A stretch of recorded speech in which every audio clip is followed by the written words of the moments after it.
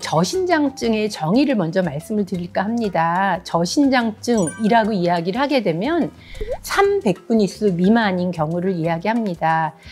같은 또래, 같은 성별 이 친구들을 키 순서로 1번부터 100번까지 이렇게 섰다고 했을 때 앞에 1, 2, 3번 미만인 경우를 저신장증이라고 하거든요.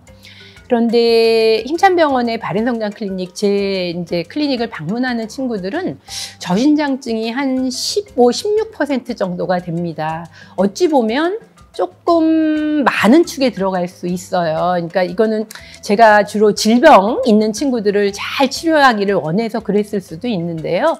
그 저신장증이 있는 한 16% 정도의 친구들 안에서 반수 정도는 성장호르몬 결핍이 있고 또 반수에서는 성장호르몬 결핍이 없는 경우도 있습니다. 그래서 사실 성장호르몬 결핍이 있으면서 저신장증인 경우는 빠른 진단을 통해서 조기 치료를 하는 것이 중요하고요. 만에 하나 성장호르몬 결핍이 없다 하더라도 저신장인 경우는 성장호르몬 치료가 도움이 될 수 있기 때문에 정확한 진단을 위해서 성장클리닉 내원을 하시는 건 중요합니다. 근데 저신장증을 의심할 수 있는 집에서의 한 가지 지표가 있다면 또래보다 머리 하나가 작다. 그러니까 거의 한 10cm 정도 차이가 난다든지 한 해에 자라는 키가 4cm 미만이라든지 이런 때는 혹시 우리 아이가 저신장증에 해당이 되지 않는지 의심해 볼 필요가 있습니다.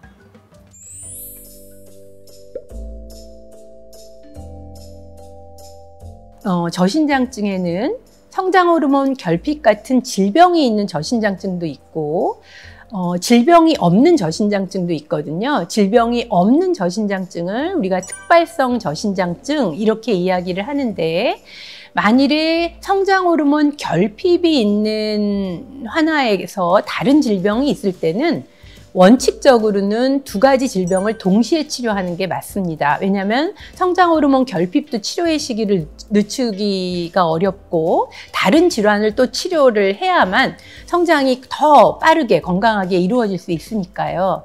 그런데 성장호르몬 주사 치료가 워낙 장기간에 이제 걸쳐서 이루어지다 보니까 처음에 동시에 치료를 할 때 간혹 이게 성장호르몬 치료의 부작용인지 아니면 또 가지고 있는 질병의 문제인지를 구분을 못하는 경우가 있어서 원칙적으로는 동시에 시행하지만 간혹 차이를 두고 하는 경우도 있습니다.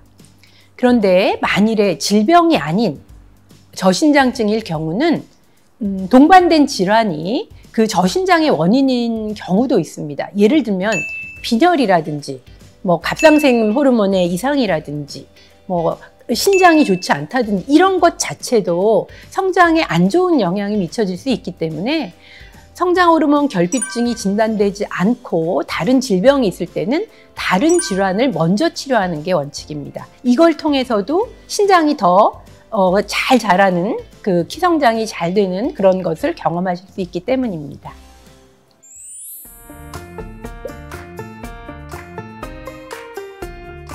우리 성장호르몬이 우리 몸에서 하는 기능을 다시 한번 정리를 해드리면 키 크는데 당연히 쓰이고요. 근육이나 뼈를 만드는 데 쓰이고요. 그 다음에 지방을 녹이는 데도 쓰이고요.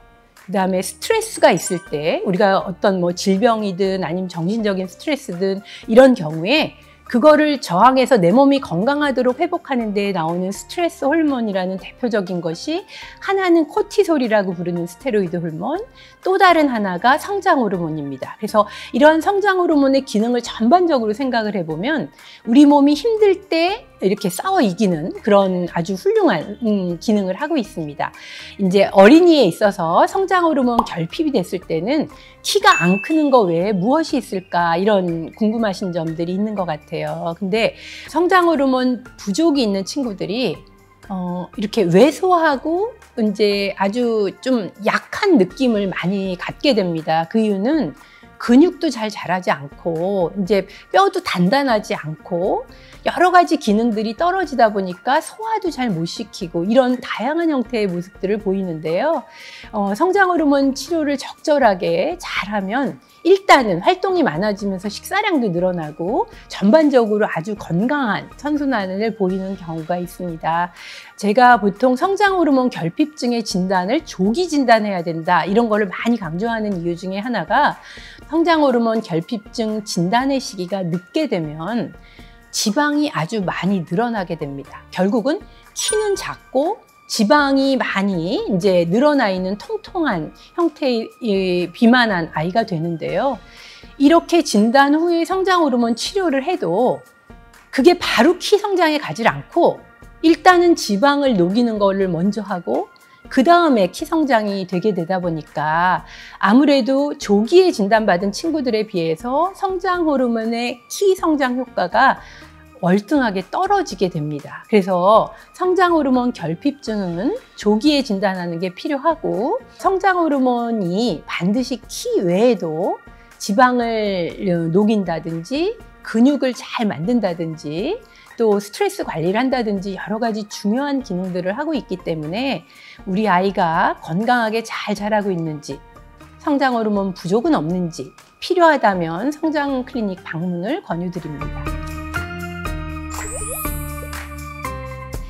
우리 아이 건강한 성장 비결은 바로 부모님들의 관심이라는 것을 절대 잊지 마세요. 감사합니다.